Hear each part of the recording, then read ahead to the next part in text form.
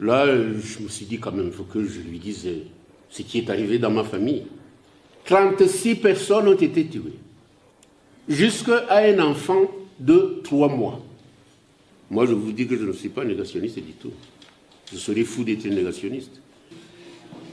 On ne voit pas comment les tueurs peuvent être considérés comme des dirigeants d'un pays. On ne voit pas comment les tueurs peuvent être défendus par la France et dire que, non-lieu, ces gens, ils ont tué notre président. N'est-ce pas? Ils ont tué un président, vous le savez tous. Et il y a ceux qui essayent de dire Serubuga, et qui encore, Bagosora. Ben, écoutez, ces deux personnages-là, nous les connaissons. Ils ne peuvent pas, je ne sais même pas si certains, si les deux ont vu ce qu'ils appellent un missile, non, je ne sais pas. Mais des mensonges soutenus par des pays qui prétendent être d'une civilisation tant démocratique que révolutionnaire. Ça, on ne comprend pas.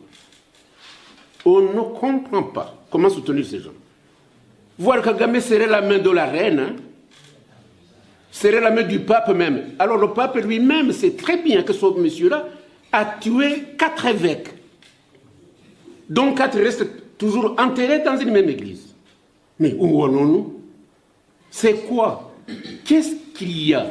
Qu'est-ce que les gens veulent dans ce massacre, dans ce génocide? Que monsieur continue de piller et de tuer les Congolais? 6 millions de Congolais, vous ne dites rien.